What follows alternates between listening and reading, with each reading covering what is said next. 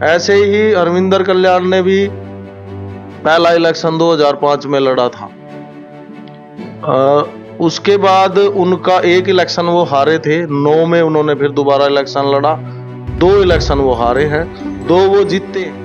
चुनाव अच्छा चल रहा है, भाईचारा, मतलब जब इलेक्शन होता है, हमने देखा सरपंची के इलेक्शन में भी बहुत लड़ाई झगड़े होते हैं, वे विधानसभा का इलेक्शन है, लेकिन भाईचारा इतना अच्छा। अब की बार मैं घरोंडा की अगर बात करूं, वैसे तो पूरे हरियाणा से ही कोई ऐसी खबर नहीं है, घरोंडा के लोग इतना अच्छा भाईचारा दिखा रहे हैं कि मैं इनको नमन करता हूं।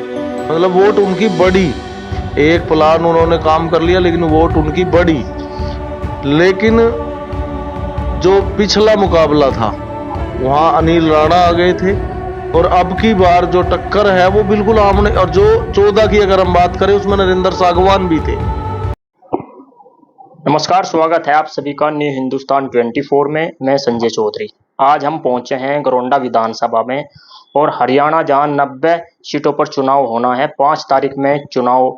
हमारे साथ बातचीत करने के लिए आज विशिष्ट पत्रकार रवि गोस्वामी जी मौजूद हैं। रवि गोस्वामी जी, सबसे पहले आपका स्वागत है।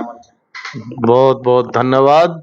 आप सहारनपुर से चलकर स्पेशल हरियाणा की जो राजनीतिक हलचल है, जो विधानसभा चुनाव चला हुआ है, उसके बारे में जानकारी लेने के लिए आए हैं। आपका हरियाणा में और घरोंडा में स्वागत है। अब प्रश्न कर लेते हैं राजनीति हलचल पर।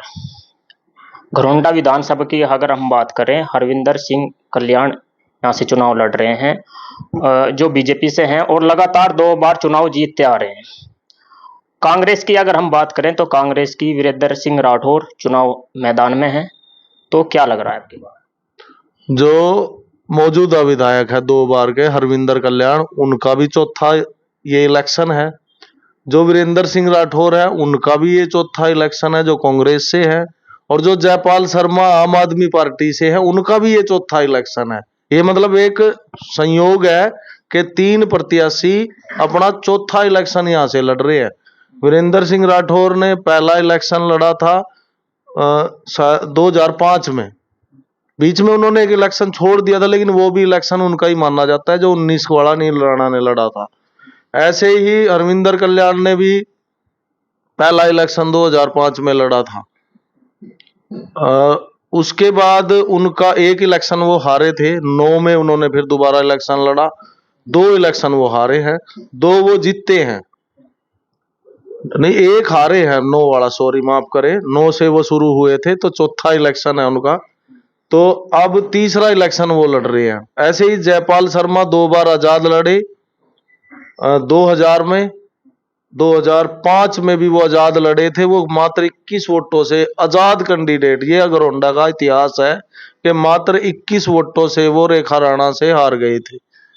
फिर वो 2009 में बीजेपी से लड़े, उनकी वोट ही 7 साढ़े 7 हजार आई थी। और अब वो चौथा इलेक्शन आम आदमी पार्टी से लड़ रहे हैं। आम आदमी पार्टी के वो प्रदेश उपाध्यक्ष हैं इस समय। तो चुनाव अच्छा चल रहा है, भाईचारा, मतलब जब इलेक्शन होता है, हमने देखा सरपंची के इलेक्शन में भी बहुत लड़ाई झगड़े होते हैं, वे विधानसभा का इलेक्शन है, लेकिन भाईचारा इतना अच्छा। अब की बार मैं घरोंडा की अगर बात करूं, वैसे तो पूरे हरियाणा से ही कोई ऐसी खबर नहीं है, घरोंडा के लोग इतना अच्छा भाईचारा दिखा रहे हैं कि मैं इनको नमन करता हूं। बात करें कल्याण जी की, हम तो 14 में चुनाव लड़े, लगभग 15,000 वोटों से जीते। 2019 की बात करें तो लगभग 67,000 वोटों से वो जीते। 67,000 की टोटल वोट थी जी। 18,000 वोटों से जीते। तो लगभग उनको 67,000 के आसपास वोट मिली थी घरोंडा विधानसभा से। तो अगर 24 की बात करें तो 24 में वीरेंद्र सिंह राठौर क्या उनका सिंहासन हिला सकते हैं? जो आपने 14 की बात की, 14 में भी वीरेंद्र सिंह राठौर थे, और फिर 19 में अनिल राणा थे। लेकिन वही बात है कि वो पहला चुनाव 15-16 हजार वोटों से जीते, अगला वो 18 से जीते। मतलब वोट उनकी बढ़ी, एक प्लान उन्होंने काम कर लिया, लेकिन वोट उनकी बढ़ी।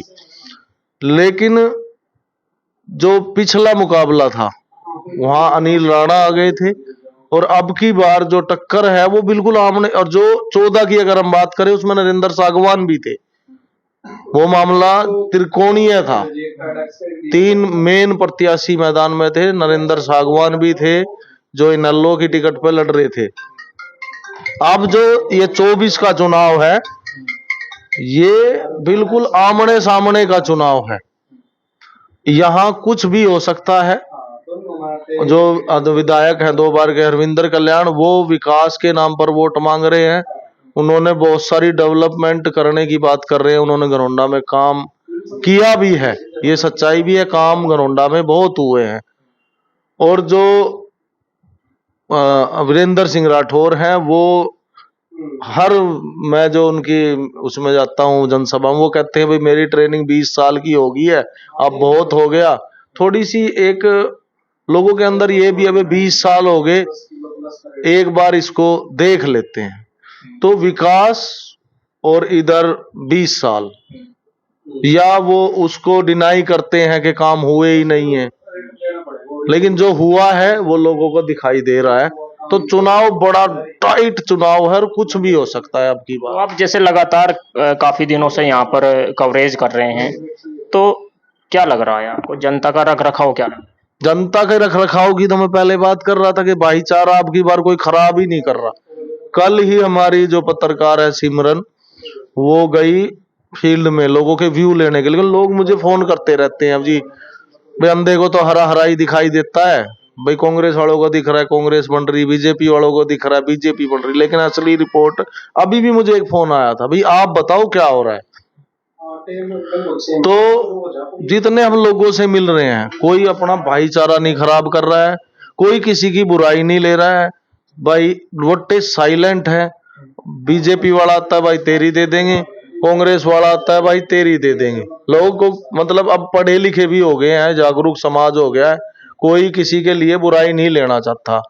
दूसरा, कल जो हमारी टीम थी वो किसान भवन गई। कल की अगर आप वीडियो देखेंगे, हमारी टीम किसान भवन में गई थी, तो वहां पे किसान जो है ज्यादातर बीजेपी के खिलाफ ही रहते हैं और जाट समुदाय के लोग ज्यादा थे। वहां हमने देखा कि वहां बीजेपी का भी नाम लोग ले रहे थे, हम बीजेपी को वोट करेंगे, जेजेपी का भी ले रहे थे, इनेलो का भी ले रहे थे, कांग्रेस का भी ले रहे थे। तो तस्वीर साफ नहीं। अभी जैसे आपने हमारे इंटरव्यू में ये कहा कि घरौंडा का डेवलप हुआ है, तो किसानों के लिए क्या किया है कल्याण जी? देखो, मैं कोई बीजेपी का प्रवक्ता तो हूं नहीं कि मैं इन चीजों का जवाब दूं। काम की बात है, जैसा वो कहते हैं काम हुए हैं। काम यहाँ उपमंडल सबसे पहले जो है विधायक जी ने बनवाया, हालांकि उसकी मांग बड़े दिनों से चल रही थी, लेकिन जिसके हाथ से फीता कटता है ना, उसी को श्रेय दिया जाता है। अंडरपास 4 है, वो अंडरपास सवालों के भी घेरे में आ जाते हैं। ये घरौंडा वाला अंडरपास, उसमें पानी भर जाता है, अब हालांकि आधे में शायद डल गया है। कोंड वाला, हसनपुर वाला और झिमरेडी वाला जो रेलवे अंडरपास है, और ये फ्लाईओवर भी है कोंड में। तो काम तो देखो काम है, उसमें थोड़ा टाइम लग रहा है, लोगों को समस्या हो रही है, तो लोग उसको दूसरी तरह भी देख रहे हैं। मेडिकल यूनिवर्सिटी, एक मेडिकल यूनिवर्सिटी चंडीगढ़ पीजीआई से भी बड़ी, एक गांव में, एक उपमंडल में लगना बहुत बड़ी बात है। और ये यूनिवर्सिटी पहले करनाल बनने वाली थी, फिर ये रोहतक जाने का इसकी तैयारी हो गई थी।